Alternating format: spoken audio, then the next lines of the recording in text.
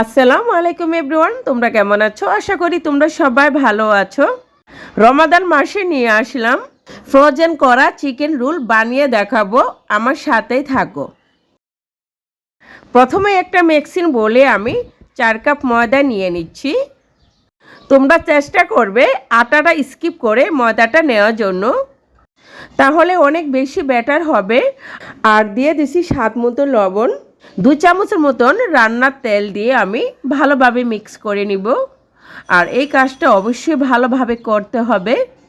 Mix করা হয়ে গেছে, এখন আমি নর্মাল তাপমাত্রা পানি দিয়ে আমি ভালোভাবে একটা ডো বানিয়ে নিব।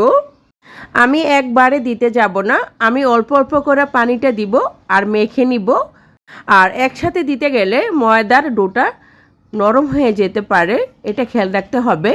আর হাতে একটু তেল মেখে আমি ভালোভাবে একটু মেখে নিয়ে আমি 30 মিনিটের জন্য রেস্টে রেখে দেব। এরপরে আমি চিকেন পুরটা করে নিব। এখানে আমি 250 গ্রাম চিকেন নিয়েছি। আর চিকেনটা আমি একটু বড় সাইজ মধ্যে রেখে দিয়েছি, কারণ আমি এটা ব্লেন্ডার করে কিমা করে নিব। আর তোমরা চাইলে এটা ছুরির সাহায্যে কেটে নিতে পারো। অলমোস্ট কিমাটা হয়ে গেছে। এখানে 2টা গাজর গ্রেটের সাহায্যে আমি গ্রেট করে নিয়েছি। একটা ব্লেন্ডার ঝাড়ে আমি কয়েকটা কাঁচামরিচ দিয়ে দিচ্ছি, সাথে দিয়ে দিচ্ছি কিছুটা রসুন। এরপরে দিয়ে দিচ্ছি আমি কয়েক টুকরা আদা, সাথে দিয়ে দিচ্ছি কিছুটা দারচিনি, আর সাথে দিয়ে দিচ্ছি 1 চামচের মতন জিরা। এরপরে সাথে অ্যাড করে দিব কয়েকটা এলাচ, দিয়ে আমি ভালোভাবে ব্লেন্ডার করে নিব। আর মশলাগুলো আমি আদা ভাঙ্গা করে নিয়েছি, তোমরা দেখতে পাচ্ছ। প্রথমে কড়াইতে আমি রান্নার রেগুলার তেল গরম করে নিয়েছি। আর আমি বড় সাইজে 2টা পেঁয়াজ কুচি করে দিয়েছি, সাথে অ্যাড করে দিচ্ছি আস্ত জিরা। বেশি ভাজতে হবে না, জাস্ট একটু নরম হয়ে আসলে আমি আদা ভাঙ্গা মশলাটা দিয়ে একটু ভালোভাবে নেড়ে ছেড়ে নিব। স্বাদ মতন দিয়ে দিচ্ছি লবণ, আর সাথে অ্যাড করে দিচ্ছি মরিচের গুঁড়া, তাও 1/2 চামচ, হলুদের গুঁড়া আধা চা চামচ দিয়ে ভালোভাবে একটু কষিয়ে আমি চিকেন কিমাটা দিয়ে দিব। চিকেন কিমাটা দিয়ে আমি ভালোভাবে একটু নেড়ে ঢাকনা দিয়ে দিব 10 মিনিটের জন্য। আমি কোনো পানি দেই না, চিকেনের থেকে পানিটা বের হয়েছে। আমি এই পানিটা দিয়ে ভালোভাবে সিদ্ধ করে তারপরে আমি দিয়ে দিচ্ছি অ্যাড করে গাজর কুচিটা। গাজর কুচিটা অ্যাড করার পরে আমি কোনো পানি দিব না। এমনিতে গাজরের থেকে পানি বের হয়, তাই আমি দিলাম না। চিকেন কিমাটা আমি ভালোভাবে নেড়ে নিব, কোনো মতে থামা যাবে না, না হলে নিচে লেগে যাবে। আর আমি পুরাটা কমপ্লিট করে নিব ভাজা ভাজা করে। আর ফ্লেভারটা ভালো আসার জন্য আমি সাথে অ্যাড করে দিব ধনিয়া পাতা, তবে আমার পছন্দ মতন আমি দিয়েছি। ধনিয়া পাতাটা দিয়ে বেশি নাড়া দরকার নেই। চিকেন কিমাটা অলমোস্ট হয়ে গেছে, এখন আমি সিরকা দিয়ে দিচ্ছি 1 চামচের মতন। সিরকাটা দিয়ে দিচ্ছি আমি এজন্যই ফ্রোজেন করে রাখবো চিকেন রোলটা, সেই জন্য অনেক দিন ভালো থাকে, নষ্ট হওয়ার কোনো চান্স থাকে না।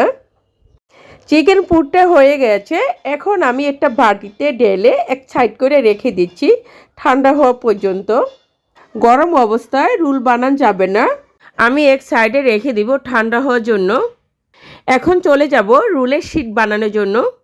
রেস্টে রাখার পরে কত স্মুথ হয়েছে ডোটা তোমরা দেখতে পাচ্ছ। আমি কয়েকটা লিচি কেটে নিব, এক সমানভাবে আমি লেচিগুলো করে নিব। আর আমি বেশি করব না, কয়েকটা করে নিব। পাতলা করে একটা রুটি বানিয়ে নিব। তোমরা যত পাতলা করতে পারবে অত ভালো হবে শীটটা। আর সমস্যা শীটের মতন আমি সবগুলো এইভাবে করে নিব। রোলের শীটগুলো যদি তোমরা একসাথে এক সমান করতে চাও তাহলে এভাবে কেটে নিতে পারো, তাহলে খুব তাড়াতাড়ি হয়ে যাবে। প্রথমে আমি তেলটা ব্রাশ করে নিচ্ছি, তারপরে আমি ময়দা উপরে থেকে ছিটিয়ে দিচ্ছি। আবারও একটা শীট আমি উপরে দিয়ে ভালোভাবে ব্রাশ করে নিব তেলটা, তারপরে ময়দা ছিটিয়ে দিচ্ছি। আমি 4টা শীট দিয়ে বানিয়ে নিয়েছি, তোমরা চাইলে 3টে শীট দিয়ে বানিয়ে নিতে পারো। এখন একটু বড় করে আমি বেলে নিব। তাওয়াটা মিডিয়াম লো হিটে রাখতে হবে।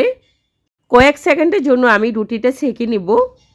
রুটিটা এক পাশ হয়ে গেলে আমি আরেকটা পাশ উল্টিয়ে দিব, তবে আমাদের চেক করতে হবে কালারটা চলে আসলো কি না। কালারটা কখন তোমরা বুঝতে পারবে, যখনই দেখবে সাদা কালার হয়ে আসলো তখনই তোমরা এপিট করে দিবে। ঠান্ডা করা যাবে না, গরম অবস্থায় একটা শীট উপরে থেকে তুলে নিতে হবে।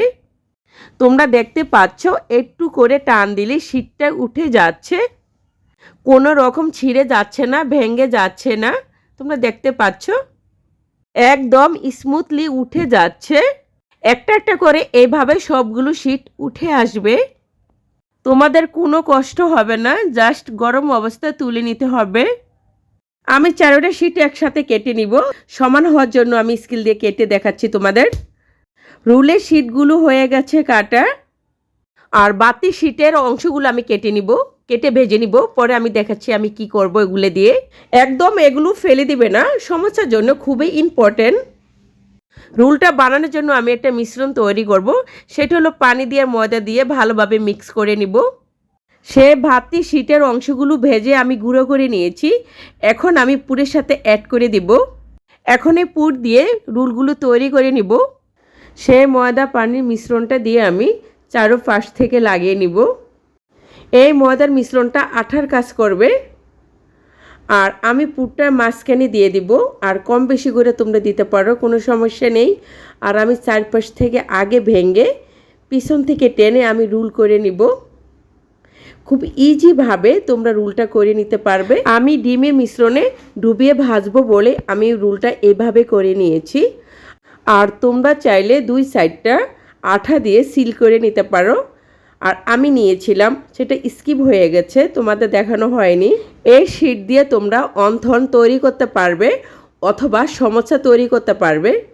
আমি জিপ ব্লক ব্যাগে সংগ্রহ করে রেখে দিব, অথবা এয়ারটাইট বক্সে তোমরা সংগ্রহ করে রেখে দিতে পারো।